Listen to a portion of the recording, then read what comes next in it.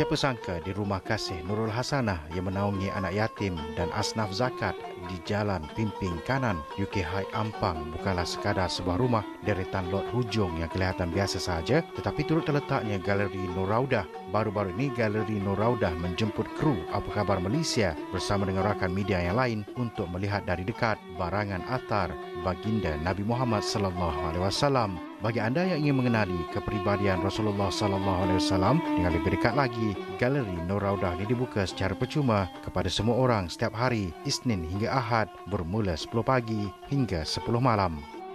Sejak bermula penglibatan masyarakat untuk melihat barangan asar Nabi SAW ni, asar ni maksudnya barangan peribadi yang sebenar, bukan replika. Kalau barangan, sebab apa kita kalau dengar tahu itu barangan replika sekalipun, tapi kita dah boleh ingat Nabi dah cukup. Tak semesti melihat barangan yang sebenar. Tak tengok pun dah Islam, dah selawat. Tadi tujuan dikongsikan ni ialah untuk menambahkan ingatan kita kepada baginda Nabi SAW.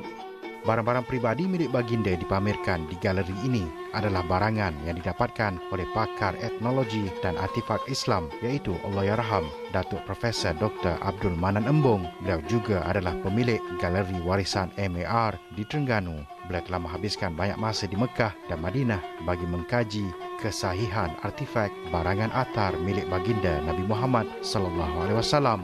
Pengasas Galeri Nur Raudah, Ustaz Muhammad Zawawi Ramli memberitahu tujuan dikongsikan dan diadakan galeri ini adalah untuk makluman kepada masyarakat sebagai bukti ketulinan barangan pribadi dan sejarah peninggalan Nabi itu sebenarnya wujud. Dan orang datang sini ke Malaysia, orang boleh sebut-sebut, kalau dekat barangan asar Nabi SAW yang peribadi, kalau nak lihat lebih banyak koleksinya adalah di Malaysia. Tapi di mana? Kalau di Galeri Warisan MAR Terengganu, tempat simpanan sahaja, bukan untuk dikongsikan. Tapi Alhamdulillah Allah buatkan di sini, di tengah-tengah center Semenanjung, dekat dengan bandar KL. Orang KL yang sibuk, busy sangat, tak sempat ada masa.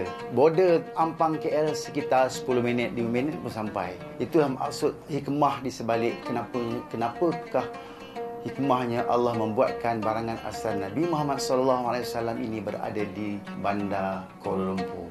Mana-mana jabatan muzium ataupun mana-mana NGO boleh mohon dengan Galeri Warisan MAR untuk menempatkan contoh seminggu untuk dibuat pameran dan sebagainya di mana-mana negeri lah yang berkait, boleh mohon. Dan dia akan lihat juga tempat tu macam mana, ada dia punya SOP dia lah. Tak boleh suka-suka hati macam pameran letak barang terbuka, sebab dia kena ada aizah, kemuliaan Nabi. Dan terletak barang asal ni pun tak boleh di bawah paras pusat kita, sebab banyak tempat yang kita tengok, tak mahu sebut lah, yang dia letak bawah.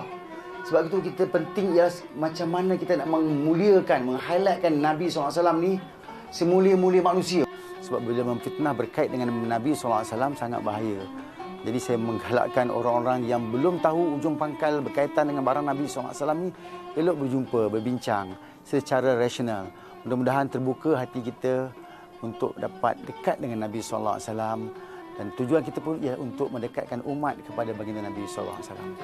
Pemilik galeri ini mengalu-alukan dengan hati yang lapang dan tangan terbuka sekiranya ada mana-mana individu atau syarikat korporat yang berhajat menginfak sebuah rumah atau premis yang lebih luas bagi membangunkan Galeri Nur Raudah agar mampu menerima kunjungan pelancong yang lebih ramai dari dalam dan luar negara.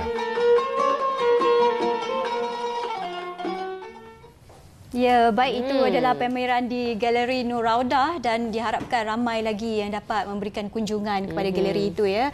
Itu bercakap tentang Galeri Nur Raudah.